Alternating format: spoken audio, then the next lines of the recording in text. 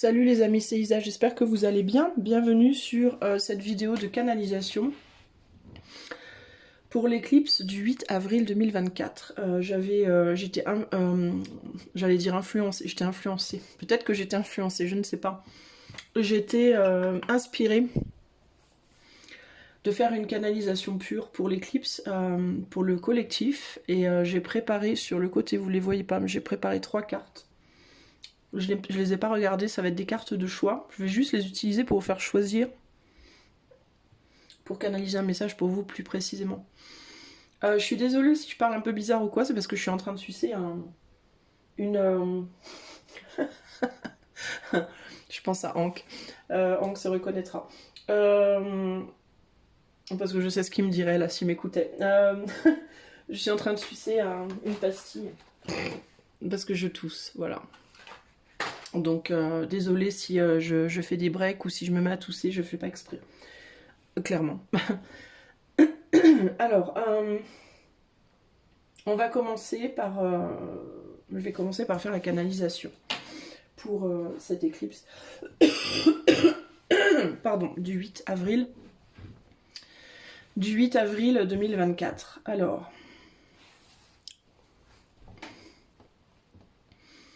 Ce que je voudrais savoir, donc je ferme mes yeux, ce que je voudrais savoir c'est... Qu'est-ce que je dois savoir en fait? Qu'est-ce que je dois transmettre par rapport à cette éclipse du 8 avril? Bon, alors la première chose qui me vient, c'est l'idée de la fin. Alors la fin au sens... pas au sens de la fin de quelque chose, mais au sens de la fin, d'avoir faim. On me met l'attention sur mon estomac. On me fait ressentir le vide, parce que je mangeais pas manger, hein, disclaimer, mais c'est pas... on me met l'attention, là ça me dérange pas, j'ai pas de problématique d'estomac, mais on me met l'attention sur le vide que je ressens dans mon estomac. Donc il peut y avoir quelque chose à voir avec l'alimentation et la faim. Alors je ne sais pas quoi, qu'est-ce qu'on veut me dire par rapport à cette idée de faim? On me parle de dissimulation. On me parle de faim au sens d'avoir faim, et on me parle de dissimulation. Dissimulation de quoi? Est-ce qu'on me parle de dissimulation de nourriture? Est-ce qu'on me parle de dissimulation de faim? Est-ce qu'il y a je sais pas, des endroits dans le monde où il se passe quelque chose en lien avec la famine, avec la faim, et on le dit pas? Est-ce qu'il se passe quelque chose en lien avec la nourriture et on le dit pas? Au niveau des médias peut-être? Mais il y a quelque chose par rapport à ça apparemment.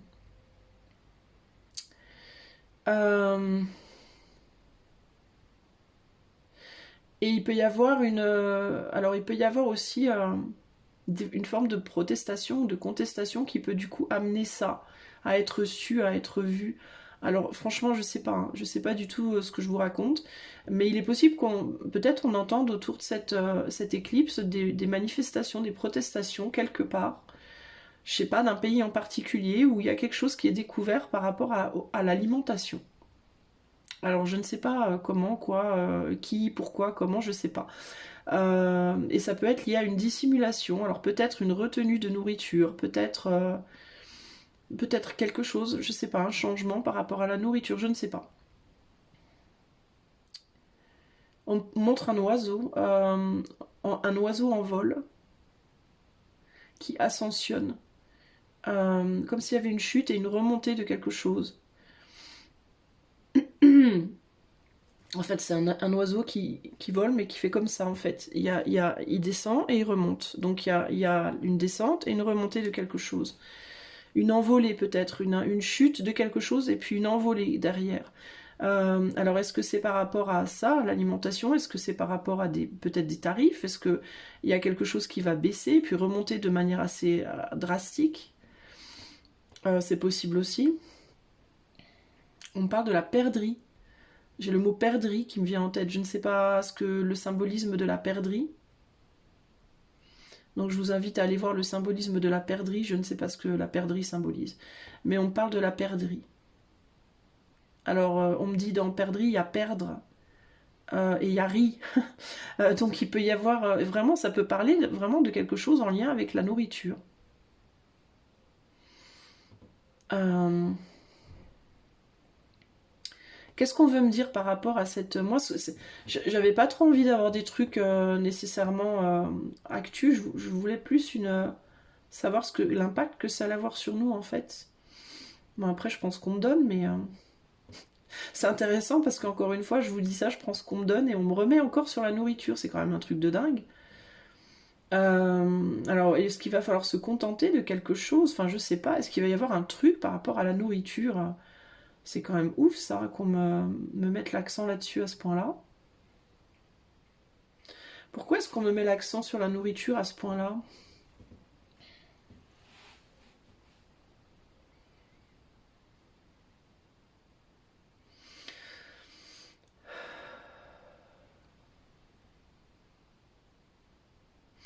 Il y a encore cette idée de faire attention.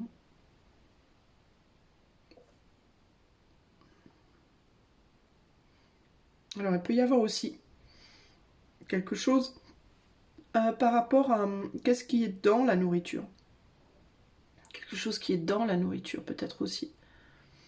Est-ce que ça peut être une baisse de nutriments, je sais pas, de baisse de qualité, ou je sais pas, c'est bizarre. Bon, est-ce qu'on peut me parler d'autre chose que de la nourriture, sérieusement? Qu'est-ce qui va se passer là pendant cette éclipse sur le plan collectif? À quoi on peut s'attendre?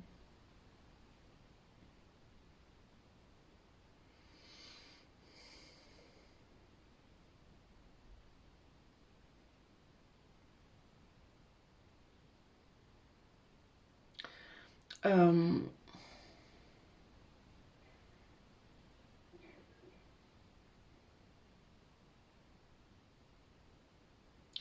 Alors, c'est intéressant parce que il y a une idée de chaleur, mais que d'un côté. On montre des trucs chelous. Comme on montre du feu, mais c'est que d'un côté, que du côté gauche et pas du côté droit. Pourquoi que du côté gauche? Est-ce qu'on me fait une analogie au niveau des émotions? Est-ce qu'on parle du feu, de quelque chose qui a attisé au niveau des émotions? Peut-être c'est comme un mur de feu. On montre comme un mur de feu du côté gauche. Par rapport à moi, quand je dis du côté gauche, par rapport à moi, quoi, ma vision. Euh,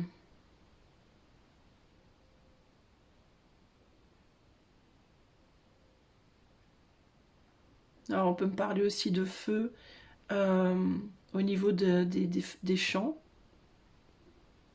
C'est bizarre, au mois d'avril, vraiment.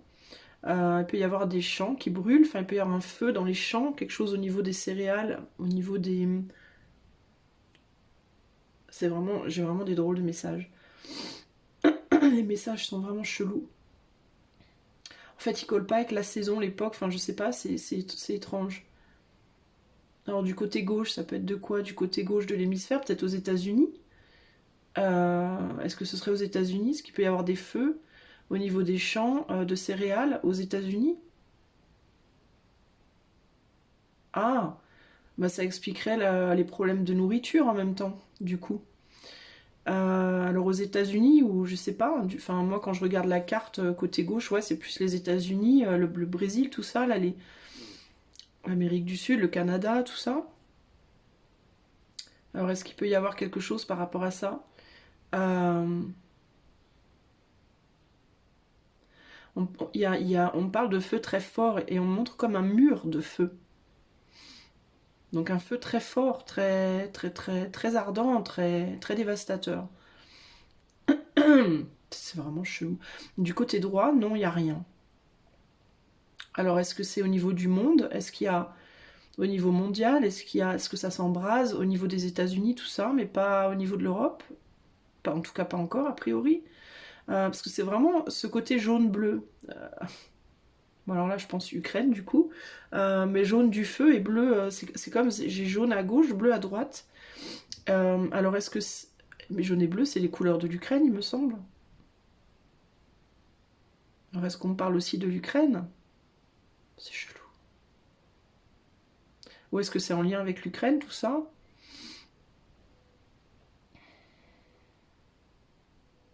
Qu'est-ce qu'on peut me dire par rapport à l'Ukraine? Par rapport à cette éclipse? Tension. J'ai le mot tension. Difficulté de voir, difficulté au niveau de la projection, difficulté à projeter quelque chose, difficulté à se projeter. Est-ce que l'Ukraine va avoir de la difficulté à se projeter? Et on parle aussi de surveillance, on parle aussi d'espionnage. Difficulté de projection, difficulté de voir quelque chose. Il y a une gêne au niveau de la capacité à voir. Il y a quelque chose qui gêne, qui empêche de voir. Alors ce serait l'effet de cette éclipse. Ça amènerait comme une confusion au niveau de l'Ukraine de voir. Alors je pense pour les dirigeants, pour les personnes qui vivent là-bas, difficulté de se projeter, difficulté de voir où les choses vont.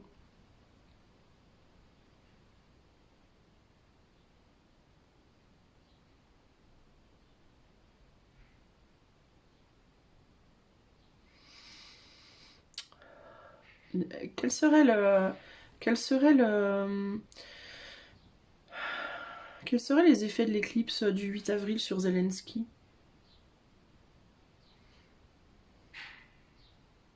Faiblesse. Affaiblissement énergétique. Fatigue, grosse fatigue. Affaiblissement énergétique et grosse fatigue, c'est ce que je ressens.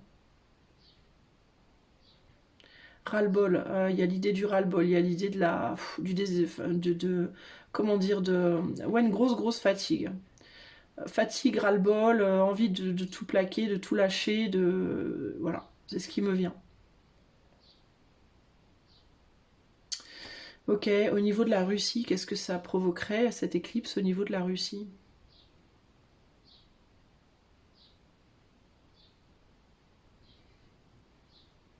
Alors au niveau de la Russie, on me montre comme un plateau, comme un plateau. Et ce plateau, en fait, il fait comme ça. Je sais pas si vous... Ouais, comme un plateau qui bouge comme ça de gauche à droite. Donc pour moi, il y a l'idée de garder, peut-être maintenir l'équilibre, maintenir un équilibre. On me montre ce plateau-là qui fait comme ça. Donc garder un équilibre, maintenir un équilibre. On est plus zen du côté russe, j'entends. C'est plus calme. Il y a une idée de désert, il y a une idée de quelque chose de désertique. Comme un vide. C'est bizarre. Comme un vide. On me montre ce plateau encore et c'est comme une plaque. Et c'est vide, il n'y a rien. Ah, l'Antarctique, l'Arctique, l'Antarctique. Bizarre. Bon, alors est-ce qu'il y a un lien entre la Russie et l'Antarctique ou l'Antarctique? On montre.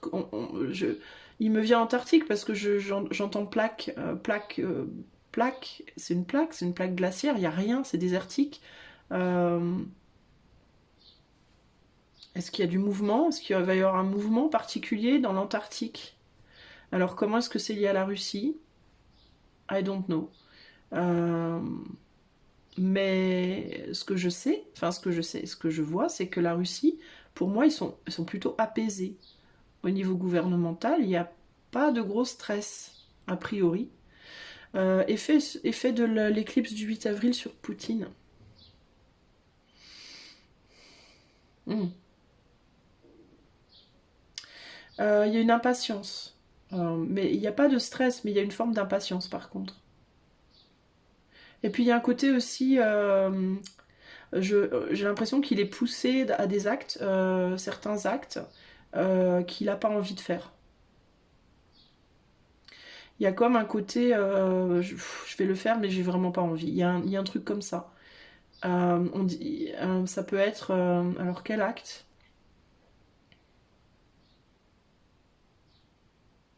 On parle d'un levier. Donc il peut y avoir l'utilisation d'un levier, je ne sais pas lequel, euh, ouais, pour faire bouger les choses d'une certaine manière. Mais c'est intéressant parce que c'est comme si on montrait que ce levier, il est lié à la plaque.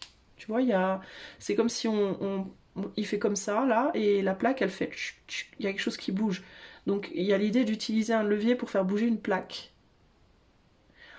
Est-ce que ça peut être un tremblement de terre? Est-ce qu'on peut me parler des plaques tectoniques? Est-ce qu'ils ont une forme de technologie? Il y a quelque chose comme ça, là. Ouais, et du coup, il y a une forme d'anxiété par rapport, quand même une anxiété par rapport à ça. Alors, on me dit c'est pas une anxiété, c'est une anxiété parce que il n'a pas envie de le faire. Mais il y a l'idée de merde, comme merde, on va être obligé. Vous voyez ce que je veux dire? Il y a un côté comme ça là. Bon, je zappe. Donc il peut y avoir un tremblement de terre, peut-être en Arctique, je sais pas où, ou alors ça peut être, je sais pas, du côté de l'Antarctique, je sais pas quel. Moi je suis nulle en géographie.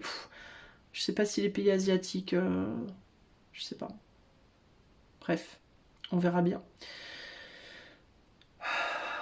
Au niveau de la France, effet de cette éclipse sur la France.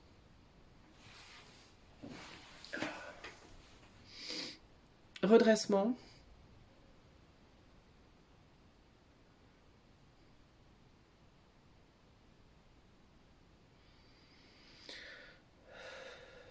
Effet de l'éclipse du 8 avril sur la France, s'il vous plaît. Alors, on me parle de quelque chose de profond. Alors, pour moi, la France, pour le moment, il se passe pas grand-chose. Mais par contre, il y a quelque chose qui est en train de se faire en profondeur. Il y a un truc qui mijote. Il y a quelque chose qui est en train de s'infecter et c'est profond. Mais on me montre... alors, il peut y avoir sur le plan volcanique en France, quelque part. C'est pas pour tout de suite, on me dit, mais l'effet de l'éclipse, ça peut être le début d'un réveil au niveau d'un volcan. Mais de manière plus figurée, ça peut aussi être...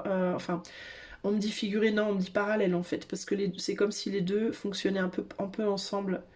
Il peut y avoir quelque chose qui s'infecte en profondeur au niveau du fonctionnement de la France. Mais c'est pas pour tout de suite. Ça va pas rentrer en éruption là maintenant. Mais par contre, c'est en train de s'infecter, de prendre en... Ça chauffe quoi, un peu, vous voyez.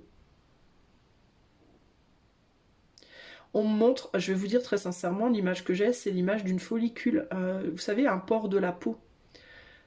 Qui est en train de se... Tout au fond du port, bah, c'est en train de se...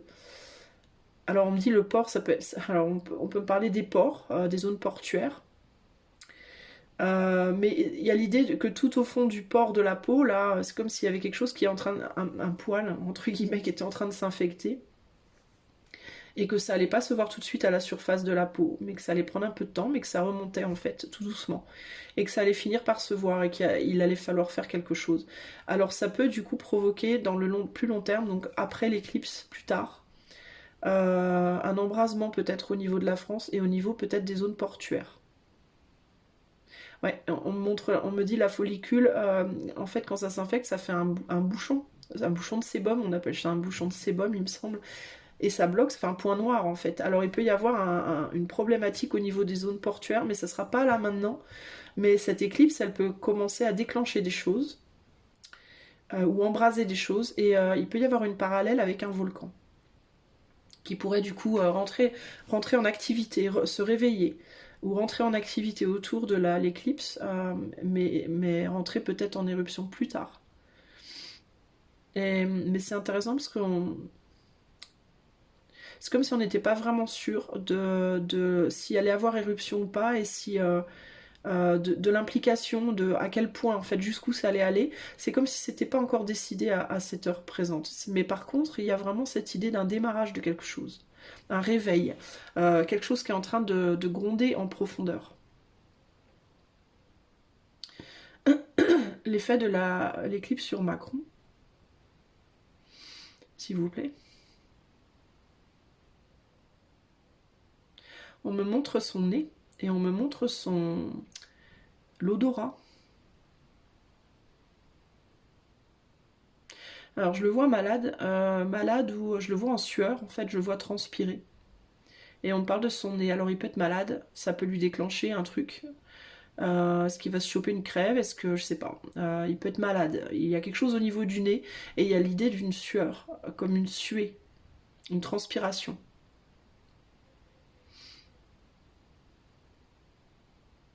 Et ça va le rendre, il y a l'idée que ça peut le rendre agressif, énervé, agacé. Euh, c'est intéressant parce qu'on me montre son visage, mais on me montre son visage que jusqu'au nez, du menton au nez, et c'est comme s'il avait plus d'yeux. En fait, c'est comme s'il avait pas, c'est comme si les yeux étaient manquants. La partie supérieure, en fait, au-dessus du nez, bah, c'est vide, il y a rien. Alors c'est très bizarre, c'est très très très bizarre. C'est comme si sa tête se résumait à son menton, sa bouche et son nez. C'est tout. Y a pas, le cerveau n'est pas là. Alors est-ce qu'il y a quelque chose par rapport à ça? Est-ce que ça va lui faire perdre la tête? Est-ce qu'il va être malade et ça va l'agacer? Ça va lui faire perdre la tête? Je sais pas, il y a un truc par rapport à ça. C'est bizarre, c'est vraiment des trucs étranges. On me demande d'aller sur la couronne anglaise. C'est un truc de ouf parce que c'est un thème récurrent en ce moment dans mon énergie. J'ai beaucoup l'énergie de la royauté qui m'appelle depuis quelques mois déjà, comme vous avez pu le constater, les gens qui me suivent depuis longtemps. Pourquoi on veut me parler de la couronne anglaise? Qu'est-ce qui se passe?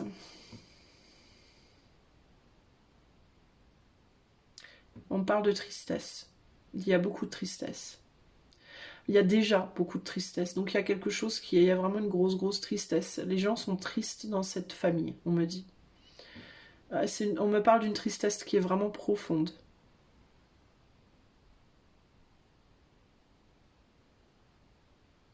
On me montre beaucoup Charles et on me montre beaucoup, on me le montre en train de pleurer.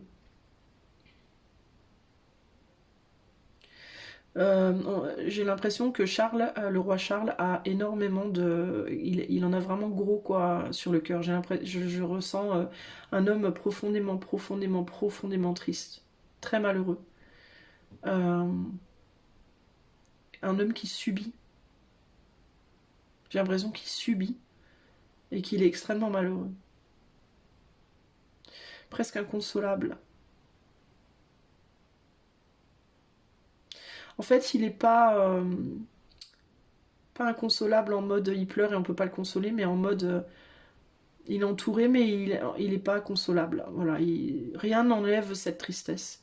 C'est comme une tristesse, c'est comme dans ses gènes, c'est comme je sais pas comment expliquer, c'est comme quelque chose qui peut pas être enlevé en fait, qui ça l'a imprégné complètement et ça peut pas être enlevé.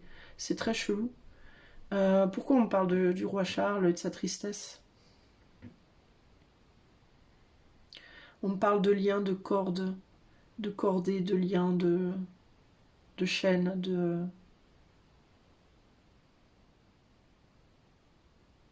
On montre, c'est bizarre, vous savez les costumes officiels là, les costumes... on montre comme une corde, mais une corde qui ferait partie d'un costume. Vous savez, des fois il y a des costumes, il y a des petites cordes dessus, de couleurs différentes, dorées, rouges.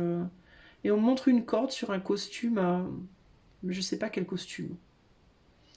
Une corde de décoration de costume. Une corde de... Je sais pas ce que ça représente, j'y connais rien en costume.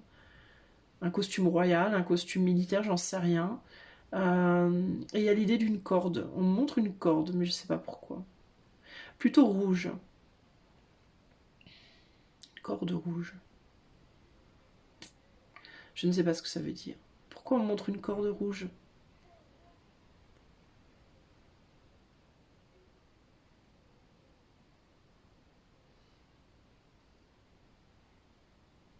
Bon, alors on me dit corde au cou, mais alors je comprends pas trop parce que corde au cou, normalement c'est quand on se marie.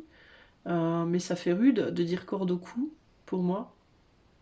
Euh, Surtout qu'il aime sa femme, il me semble, à la Camilla. Alors je ne comprends pas pourquoi on parle de corde au cou, corde rouge, corde au cou, corde de costume. Ah, est-ce que c'est le rôle? Est-ce que c'est le rôle? Son rôle est comme une corde au cou pour lui. Est-ce que ça l'étrangle? Est-ce qu'il étouffe dans ce rôle de roi? C'est peut-être ça.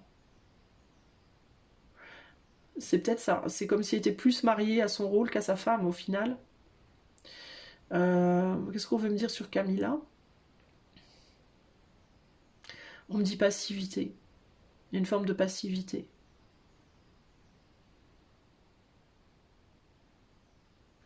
Alors on me montre aussi des fluctuations au niveau de la lumière. Fluctuation d'humeur. Fluctuation au niveau de la lumière. Au niveau de quoi? De l'éveil, de la... Est-ce qu'elle a des problèmes au niveau Camilla, au niveau mental? Est-ce qu'il y a quelque chose au niveau mental? Qu'est-ce que vous voulez me dire par rapport à Camilla?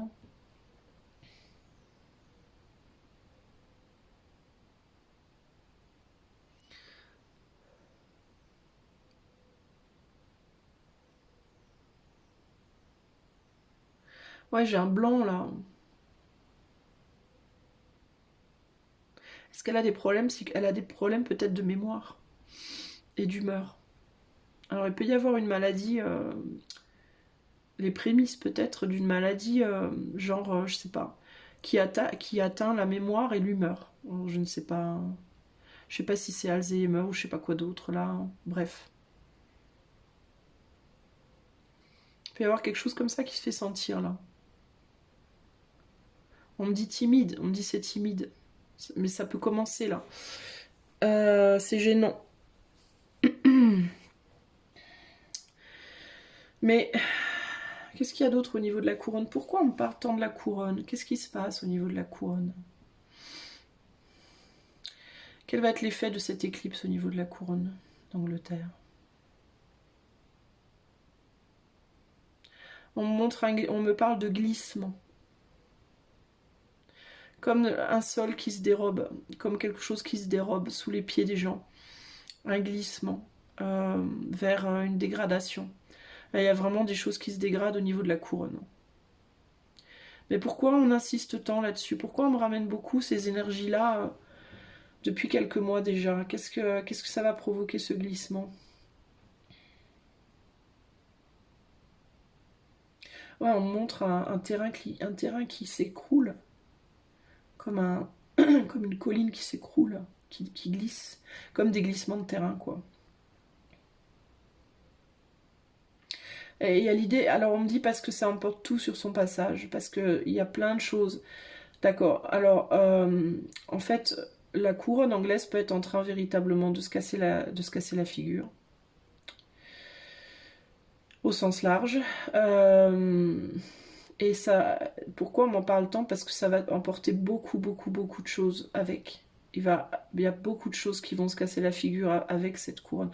C'est comme si la couronne, et ça, c'est pas la première fois que je vous le dis, les amis, je l'avais déjà vu dans une vidéo, je sais plus dans quoi, où on m'avait dit, il y a quelqu'un qui me disait, oh la couronne, elle a plus de pouvoir, et j'avais dit, elle en a beaucoup plus qu'on pourrait le croire. C'est pas nécessairement sur le plan politique, mais il y a un pouvoir sur les peuples. Il y a une influence qui est beaucoup plus forte que vous l'imaginez. Et c'est comme si il y a plein de choses qui allaient partir avec. C'est clé en fait. C'est comme si c'était clé pour le monde. C'est comme si c'était un tournant. C'est comme si ça marquait l'effondrement, ce glissement de terrain. C'est comme si ça marquait un effondrement sur plein d'autres plans en fait. En fait, ils maintiennent sur le plan énergétique, plus que dans les actes, ils maintiennent quelque chose comme une protection dont on n'a pas conscience, et avec eux part cette protection-là. On montre comme une muraille, comme un mur qui protège un royaume, vous voyez mais sauf qu'on ne parle pas que du royaume d'Angleterre, on parle du monde en fait. Leur influence, elle est tellement grande mais on l'aperçoit pas en fait, on s'en rend pas compte. On s'en rendra compte quand ça partira en fait, véritablement. Est-ce que d'un point de vue humain, c'est une bonne ou une mauvaise chose? Est-ce que du point de vue de l'humanité, des humains, est-ce que l'effondrement de la couronne anglaise, de la monarchie en fait anglaise, est-ce que c'est une bonne chose ou une mauvaise chose? Enfin, d'un point de vue terrestre évidemment.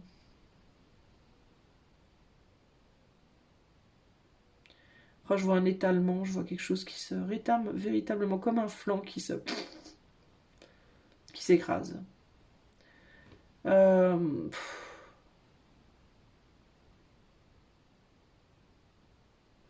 ben, c'est l'effondrement de la structure. C'est comme c'est comme si le mur autour du château tombait, mais que tout le château tombait avec en fait. C'est comme une énorme, c'est comme la structure humaine qui s'écrase. C'est pas très joli, hein, les amis, hein, franchement.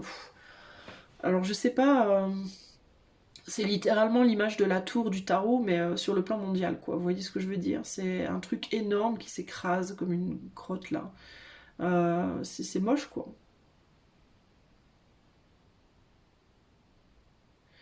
J'ai pas de notion de bon ou mauvais. J'ai comme une sorte de constatation. J'ai comme une constatation neutre en fait. Mais il y a vraiment cette idée qu'il n'y a personne qui va échapper à l'impact en fait. Alors ça veut pas dire qu'on va tous souffrir dans les flammes de l'enfer, hein. Je suis pas en train de vous dire ça les amis, hein. Mais il y a juste cette idée que on va tous ressentir l'impact de ce truc. Ah dis donc. On montre la couleur jaune, je ne sais pas pourquoi. Jaune, crème jaune. Couleur crème, couleur jaune. Je sais pas pourquoi.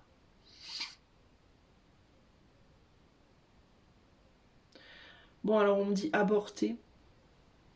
Ouais c'est pas génial. On montre un œuf qui s'est cassé. Et c'est comme si la structure en question qui allait se casser la figure, bah, c'était comme la coquille de l'œuf. Et du coup, ça aborte l'œuf.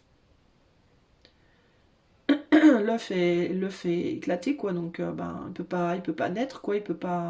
Ça peut pas aller plus loin. Alors, on ne sait pas ce que cet œuf aurait donné, mais il y a c'est comme un avortement mondial. Voilà, c'est comme quelque chose qui est avorté sur le plan mondial. Quelque chose qui était en couveuse, qui était en train d'être couvé et ça avorte. Voilà, ça marche pas. Et qu'est-ce qu'on peut me dire sur qu'est-ce que ça aurait donné si ça marchait? Qu'est-ce que ce monde aurait donné si ça avait marché? Enfin, quelle aurait été sa nature?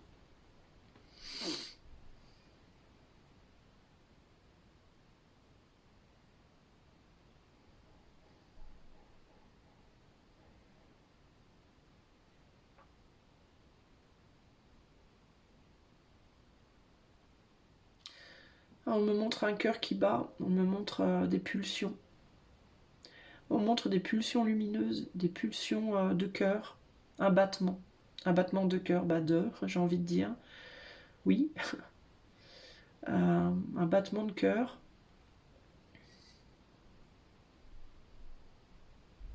Et après, j'ai froid, il y a l'idée du froid.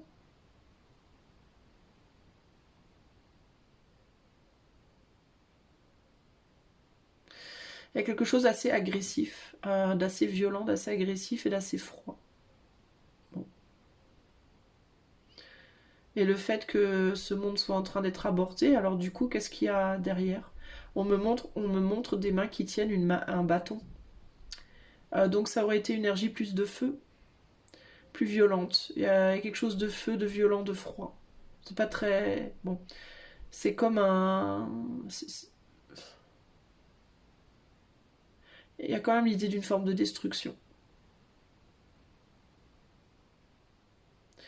Alors du coup, si c'est aborté, ben qu'est-ce qui se passe derrière alors? Qu'est-ce qui se passe derrière du coup?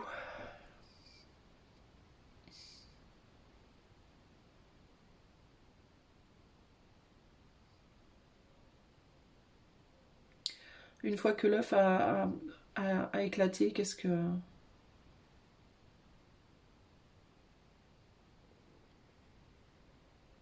se passe pour le monde?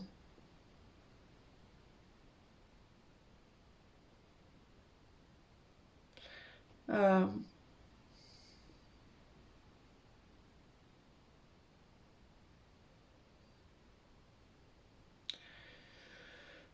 euh, il y a- on parle d'égarement, on peut y avoir comme une période d'égarement.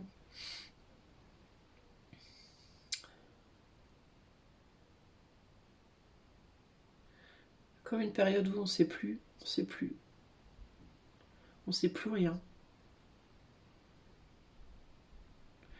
Il peut y avoir au niveau des émotions quelque chose de très... Pendant un temps, quelque chose de très... euh, comme... comme si on restait hagard. Voilà. Il y a un côté hagard. Comme si on savait pas où on allait.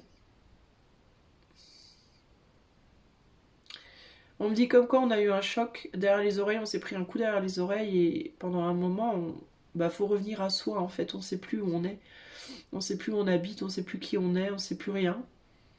Et, euh, et on reprend ses esprits, mais très très lentement. Bah, c'est comme si le monde allait être dans une phase de béatitude. Pas de béatitude. Non, c'est pas une béatitude. C'est une phase de pas savoir, de perdre le sens des choses, de pas savoir où on va, où on est, qui on est, ce qu'on veut. Il y a un côté un peu comme ça, on est paumé. On allait se sentir un peu, ouais, bah un peu orphelin, un peu.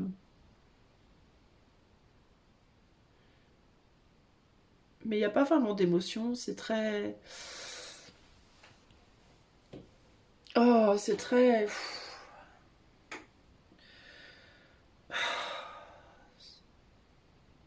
C'est. C'est neutre. Un peu robotique, vous savez, quand on avance comme des robots. Voilà, on avance comme des robots, on ne sait pas où on va. Donc on est en mode automatique un peu, vous voyez. C'est très très bizarre tout ça. Très très bizarre.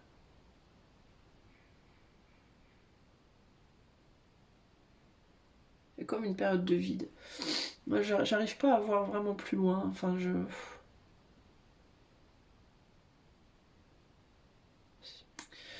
Bon, on lâche ça. Qu'est-ce qu'on peut me dire d'autre globalement par rapport à cette éclipse pour le collectif? Est-ce qu'on peut avoir un conseil peut-être? Alors on me dit de ne pas stresser. Il peut y avoir comme un sentiment qu'on n'arrive plus trop à respirer, qu'on est pressé comme des citrons un peu, oppressé, comme un sentiment d'oppression. Alors on parle, bon c'est hyper chelou, mais on parle on montre comme quelqu'un qui serait asthmatique et qui aurait une crise d'asthme. Et il faudrait lui dire de surtout de pas paniquer, de se calmer, essayer de se détendre, d'essayer de respirer lentement, vous voyez, en mode pour pas que ça empire, faut se calmer, faut se calmer. Calmons-nous, calmons-nous. C'est vraiment ça que je ressens le plus. Calmons-nous, il faut qu'à se calmer et respirer. Se calmer, respirer, se calmer, respirer. Face à ce qui se passe autour de nous, peu importe à quel point on est impacté ou pas impacté. Ne pas agir sur des coups de tête, ne pas paniquer. Voilà. L'idée, c'est de, il faut pas paniquer. Quoi qu'il vous arrive dans votre vie, ne paniquez pas. Voilà. C'est vraiment le mot d'ordre. Et pas d'action particulière. Il vaut mieux se poser et attendre. N'agissez pas sur des coups de tête dans votre vie. Attendez que la crise, entre guillemets, passe un peu. Jusqu'à quel mois il faudrait rester un peu comme ça en stand-by, globalement?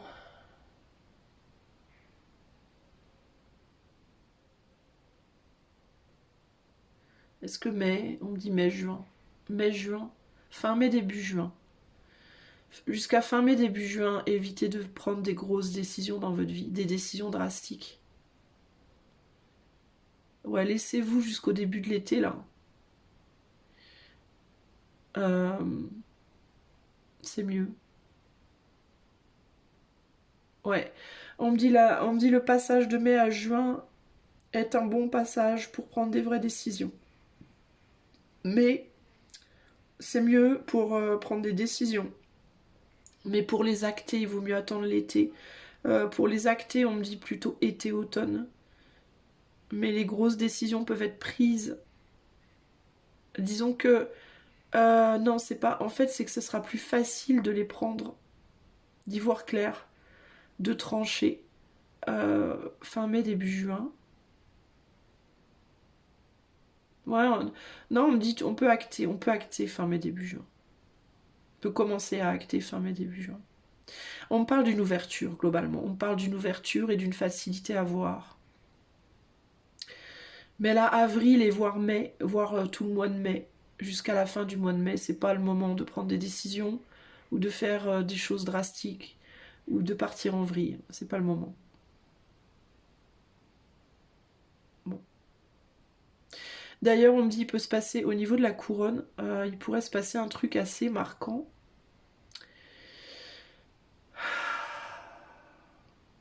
Autour de fin mai, début juin.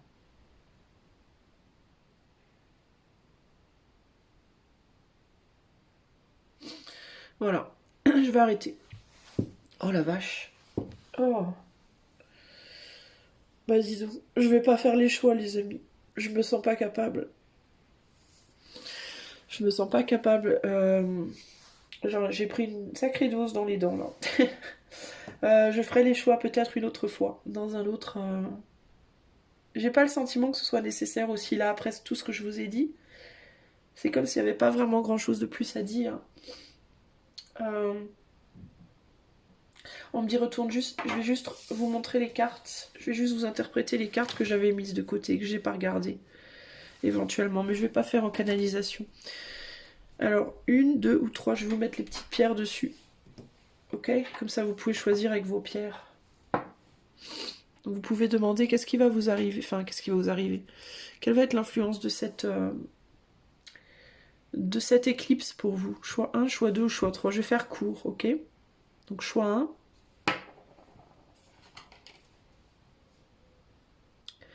Communication, chevalier d'épée. Il y a beaucoup d'agressivité. Il peut y avoir des conflits avec des personnes de votre passé. Il peut y avoir une tendance à vouloir aller en découdre avec quelqu'un de votre passé ou des choses qui vous reviennent. Mais c'est des choses qui se produisent pour des raisons spécifiques. C'est comme s'il y avait des personnes qui pouvaient vous empêcher d'aller de l'avant sur certains projets. Et on vous dit qu'il ne faut pas vous laisser emporter par l'agressivité autour de cette éclipse. Face à des personnes qui pourraient se mettre en travers de votre chemin. C'est un peu ce que j'entends ici. Ne vous laissez pas emporter par l'agressivité parce que ces personnes, si elles se mettent en travers de votre chemin, c'est qu'il y a une raison. C'est pour une bonne raison. Et c'est pour une raison qui est au-delà de leur raison, en fait. Vous voyez, il y a leur raison, puis il y a les raisons pour lesquelles l'éther, entre guillemets, les laisse faire. C'est pas le moment, en fait, pour vous de retourner en arrière, d'aller communiquer avec quelqu'un de votre passé, de reprendre un boulot du passé, ce n'est pas le moment, en fait. Et on me dit... alors, on me dit parfois, les choses bénéfiques sont parfois déguisées dans des choses négatives, dans des choses maléfiques, entre guillemets. Hein. Quand je dis maléfique, c'est avec des grosses pincettes. Et d'ailleurs, on dirait que vous allez le sentir vous-même. C'est comme si vous alliez le sentir vous-même. C'est comme si intérieurement vous alliez avoir l'impulsion d'aller en découdre entre guillemets, mais que vous alliez tenter de ne pas le faire. Vous pourriez avoir des réticences au départ. Alors vous pourriez être tenté par moment de dépasser ces réticences, mais on vous dit non, c'est pas le bon moment. C'est pas le moment en fait de de faire le saut de l'ange, on me dit. C'est pas le moment de vous lancer dans un truc, de prendre des risques en fait. Ok? Et vous allez être tenté de le faire parce que vous allez comme avoir le sentiment que c'est ça que vous devez faire. Vous allez voir ça comme une sorte de vérité, de justice, vous allez avoir le sentiment que vous avez tous les droits, que c'est votre chemin, que c'est comme ça, et il faut y aller. Mais il y a quelque chose en vous qui va vous retenir et on vous dit écoutez cette petite voix qui vous retient. C'est pas le moment.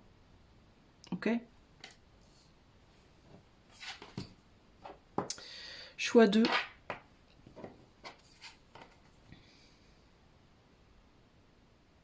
On vous donne quelque chose, vous, choix 2. Il vous vient quelque chose. Il y a une porte qui s'ouvre pour vous.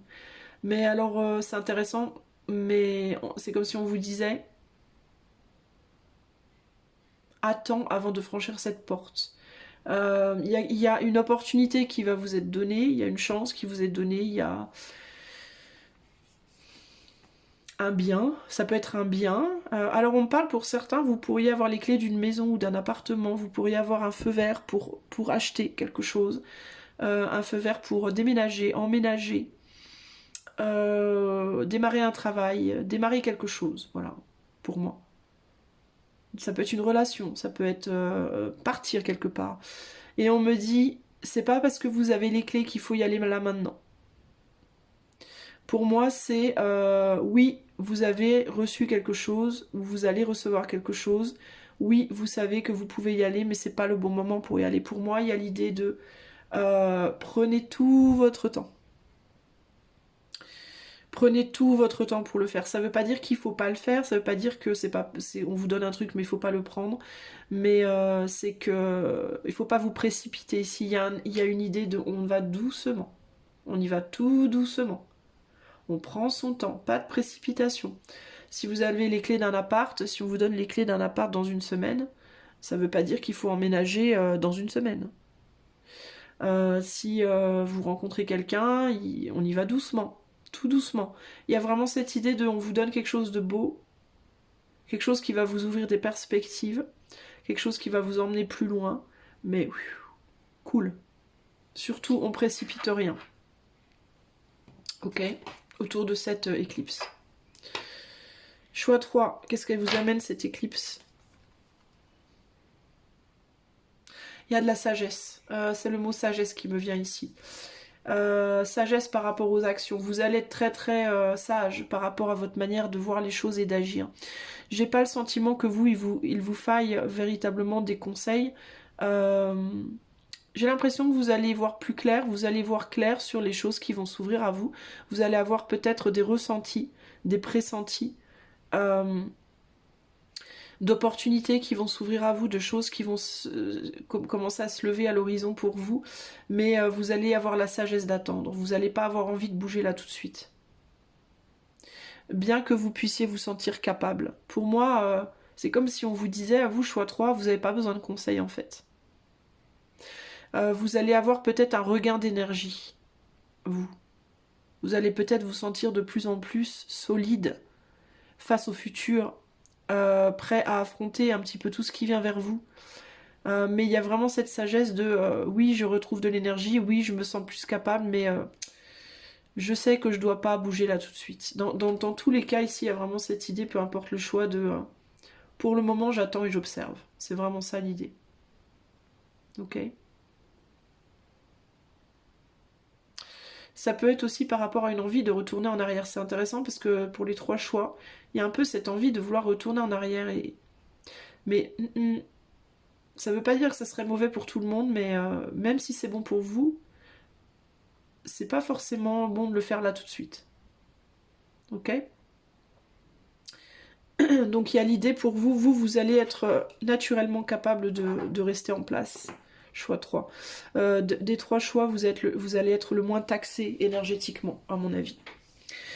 Voilà les amis, ce que je peux vous dire. J'espère que cela vous aidera. Je vous fais des bisous et je vous dis à bientôt. Ciao, ciao.